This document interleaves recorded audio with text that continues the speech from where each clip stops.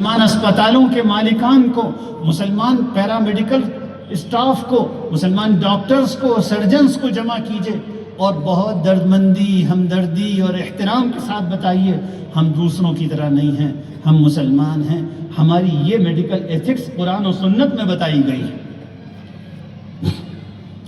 ہم لوگوں کو اب رسمی کام ختم کرنے پڑیں گے، ہم لوگوں کو نئے زمانے کے تقاضوں اور موجودہ حالات کے بگاڑ اور امت کے موجودہ فساد کو سامنے رکھتے ہوئے کام کرنے پڑیں گے۔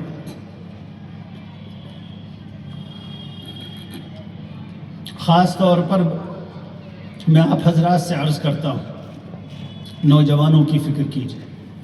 میں تھوڑا سا عوام سے زیادہ گھلتا ملتا ہوں، میرا رابطہ نوجوانوں سے اور خاص طور پر ٹین ایجرز سے اور کالج کے لیول کے بچوں سے زیادہ رہتا ہے۔ میں آپ سے سچ کہتا ہوں، آپ جو بدترین سے بدترین حالات کا تصور کر سکتے ہوں گے، حالات اس سے زیادہ خراب ہیں، حالات اس سے زیادہ خراب ہیں۔ ڈرگس عام ہو رہی ہیں کالجز میں، ہمارے بچوں، بلکہ میں آپ سے لکھنؤ کے بارے میں کہتا ہوں، شکایتیں بہت کثرت سے مل رہی ہیں لڑکیوں کے بارے میں کہ ڈرگس کی عادت پڑ رہی ہے۔ گھر والے سمجھ رہے ہیں برقع پہن کر جاتی ہے اور وہاں ڈرگس کی لت لگ چکی ہے۔ دل کے پھپھولے جل اٹھے سینے کے داغ سے، اس گھر کو آگ لگ گئی گھر کے چراغ سے۔ نوجوانوں کی فکر کی، علماء کو خاص طور پر، حفاظ کو، مسجدوں کے اماموں کو اپنی ترجیحات کو سمجھنا چاہیے۔ ہم کیا کر رہے ہیں، کیا کہہ رہے ہیں، ہم کہاں ہیں، ہمارے کاموں کا زمینی صورتحال سے کتنا واسطہ ہے۔ میرے بھائیوں، تھوڑا سا پریکٹیکلٹی اور حقیقت پسندی تو پیدا ہو۔ ہم بات کر رہے ہیں آسمان کی حالات ہے زمین کے، ہم ایسے مسائل میں گفتگو کر رہے ہیں جو ریئل ایشوز ہیں ہی نہیں، جو قوم کے مسئلے نہیں ہیں۔ میں نوجوانوں سے بھی درخواست کرتا ہوں، آپ لوگوں سے بھی درخواست کرتا ہوں، نوجوانوں کی فکر کیجئے، ان کو اللہ کے دین سے جوڑیے۔ گھر کے اندر دین یہ کافی نہیں ہے کہ بچے کو کسی سے بس قرآن پڑھوا دیا۔ بچوں کے اندر ایمان، آخرت کی فکر، یہ یقین کہ اسلام ہی برحق ہے، یہ یقین پیدا کیجئے۔ بچوں کے اندر شبہات پیدا ہو رہے ہیں۔ بہت بڑی تعداد آپ کے نوجوان لڑکوں اور لڑکیوں کی ایسی ہے جو دل سے پورے مطمئن نہیں بچے ہیں۔ کیوں؟ اس لیے کہ ہم نے ان کو اطمینان دلانے والی دین کی تفسیر و تشریح کی ہی نہیں ہے۔ ہم نے اسلام پر ہونے والے اعتراضات کو موضوع بنا کر نہ ان کو کچھ پڑھوایا، نہ خود ان کے سامنے کچھ گفتگویں کی، اور ان کے دنوں اور دل و دماغ میں، ان کے کالجز کے ماحول میں اور میڈیا کے ذریعے اسلام پر اعتراضات کی بارش ہو رہی ہے۔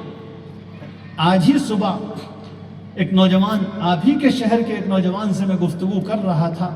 وہ نوجوان الحمدللہ بہت صالح نوجوان ہے، مشائخ سے تعلق ہے، اور وہ سائیکالوجی میں ماسٹرز کر رہا ہے۔ تو میں نے سائیکالوجی سے متعلق کچھ باتیں کرنی شروع کی اس سے، اور خاص طور پر سائیکالوجی کی فیلڈ تو کفر کی دعوت و تبلیغ کی سب سے بڑے میدانوں میں سے ہے۔ تو اس نوجوان نے مجھ سے کہا کہ ہمارے ساتھ پڑھنے والے لڑکے اور لڑکیاں، بسا اوقات ایسا ہوتا ہے کہ لڑکیاں برقعے میں اور چہرہ ڈھک کر آ رہی ہیں، اور جب بات کرو تو اندر معلوم ہوتا ہے کہ شبہات اور اعتراضات کا لاوا دہک رہا ہے، کچھ یقین نہیں بچا ہے، کچھ یقین نہیں بچا۔ میں نوجوان علماء سے خاص طور پر کہتا ہوں، حالات کو سمجھیے اور اپنی آبادیوں کی فکر کیجئے، بہت تھوڑا وقت بچا ہے۔ میں اپنے تجربے کی روشنی میں اور بہت بغیر کسی مبالغہ آرائی کے کہتا ہوں، کم وقت بچا ہے، جلد وہ وقت آ جائے گا کہ پھر اتنی بڑی تعداد ہمارے یہاں کفر کے داعیوں کی پیدا ہو جائے گی کہ الامان والحفیظ اس منظر کے تصور سے دل کانپتا ہے۔ ابھی کل کی بات ہے، غالباً کل ہی حضرت مولانا عبدالقوی صاحب دامت برکاتہم کے پاس تھا، تو حضرت مولانا نے سنایا کہ شہر حیدرآباد میں ایک صاحب نے ایک مسجد کے امام اور عالم سے کہا کہ میرے 2 جوان پوتے ہیں، ان کو قرآن پڑھا دیا کیجیے۔ انہوں نے پڑھانا شروع کیا، کافی دن پڑھاتے رہے۔ اب وہ یہ آ کر انہوں نے حضرت مولانا عبدالقوی صاحب سے کہا کہ 1 مہینے سے ایسا ہوا کہ ان بچوں نے اسلام پر شبہات اور اعتراضات شروع کیے، اور میں جتنا سمجھا سکتا تھا میں نے سمجھایا، لیکن گزشتہ 15 دن سے حال یہ ہے کہ وہ کھل کر تمسخر کر رہے ہیں اور معاذ اللہ کافرانہ گستاخیاں کر رہے ہیں۔ یہ کہاں سے آیا؟ یہ ان کی تعلیم گاہوں سے آیا۔ اس لیے میرے بھائیوں اور دوستوں، نوجوانوں کی فکر کی، علماء خاص طور پر اپنی ذمہ داری محسوس کریں، خاص طور پر محسوس کریں۔ آپ یہ سوچئے کہ آپ کی مسجد میں جمعے کی نماز میں آپ کن مسائل پہ بات کر رہے ہیں،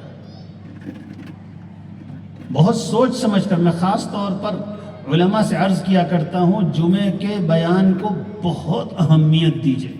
ہمارے پاس یہ بہت آسان اور بہت بڑے پیمانے پر لوگوں تک دین پہنچانے کا اللہ نے موقع دیا ہے، جس کی ہم قدر نہیں کر رہے۔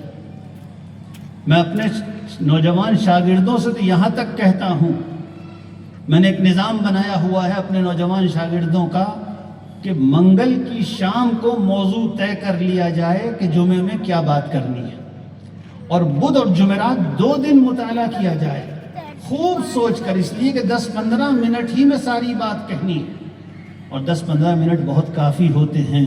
رسول اللہ صلی اللہ علیہ وسلم مختصر بات ہی کیا کرتے تھے۔ سوچ سمجھ کر، مطالعہ کر کے، مدلل گفتگو ہو، سنجیدہ گفتگو ہو، الفاظ سہل ہو، لہجہ نرم ہو، اور اس زمانے کے استدلال اور اس زمانے کی اپروچ کو سامنے رکھ کر بات کرنے کی کوشش کی جائے۔ اس کے علاوہ میں نوجوان علماء سے خاص طور پر کہتا ہوں، اور دارالعلوم مومن پورہ کے ذمہ داروں سے بھی کہتا ہوں، الحمدللہ آپ حضرات بڑے پیمانے پہ کام کر رہے ہیں، لیکن اتنا بڑا جلسہ آپ کرتے ہیں، یہ بھی کیجئے دارالعلوم مومن پورہ چھوٹی چھوٹی شہر میں مجلسیں بھی کیا کریں۔ دارالعلوم کی طرف سے یہ انتظام ہو کہ شہر کے ہر مسجد میں کسی دن درس قرآن ہوگا، کسی دن درس حدیث ہوگا، اور کسی ایسے سمجھدار عالم کی خدمات لی جائیں جو لوگوں کو مطمئن کرنے اور لوگوں کے اندر دین کی اساس کی تعمیر کریں۔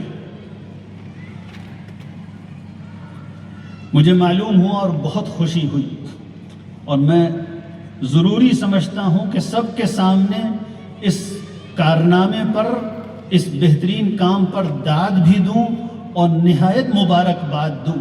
مجھے معلوم ہوا کہ آپ کا دارالعلوم مومن پورہ، اس کے تحت 100 سے زائد مکاتب چل رہے ہیں۔